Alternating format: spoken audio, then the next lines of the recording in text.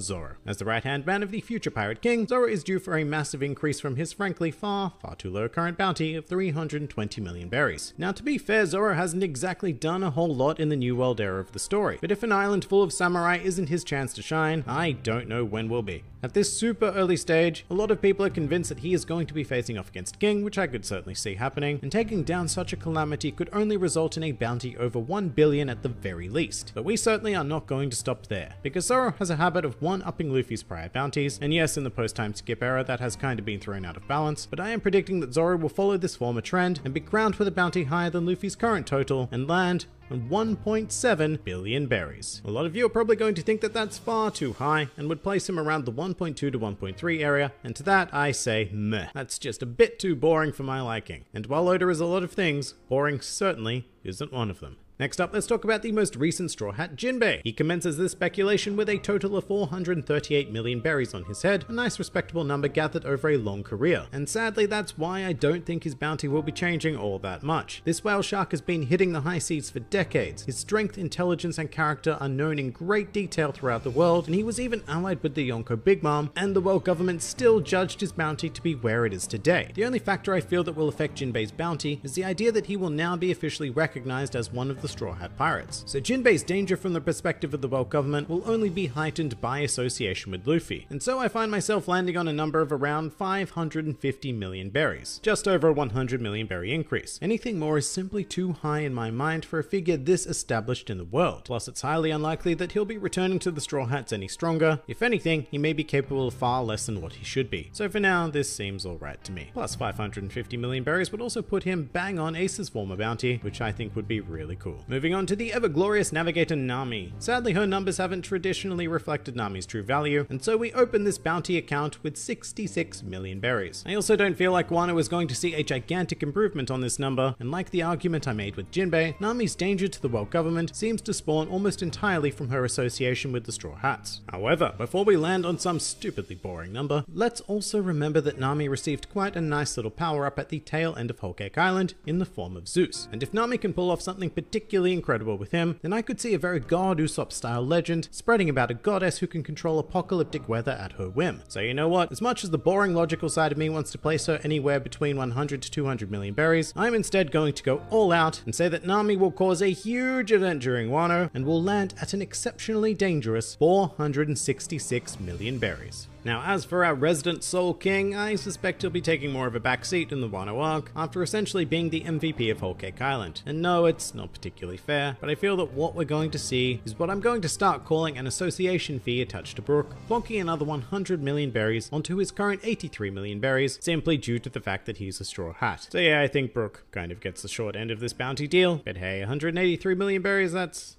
still good, isn't it? Alright, now Usopp is a difficult one to predict, but during the Dressrosa arc he made a serious name for himself, albeit in a comical way. But God Usopp is now a renowned combatant of the seas, and with such a legend behind him, his presence on Wano will most certainly be noticed, and after helping to take down what could be 2 Yonko in a single arc, I suspect that the legend will continue, with Usopp receiving a jackpot level bounty of 777 million berries, and continuing to be one of the most valuable members of the Straw Hats. As for the most super member of the crew, in all honesty, Frankie is another tricky one, because his involvement in Wano is difficult to predict. Having sat out one arc, I'm hoping that he does have a decent role in this one, although the main things to think about with Frankie is, will the world government become aware of his knowledge in regards to Vegapunk's work? If they were to discover that Frankie is a pseudo-student of the world's most renowned scientist, then they should start taking him a hell of a lot more seriously. Now, what does serious look like? Well, once again, it's tricky because the world government is wildly inconsistent with what they deem appropriate amounts, and so I'm going to say that Frankie will end up being worth a whopping 294 million berries. That's right, we are going to add one whole God Usopp to his bounty.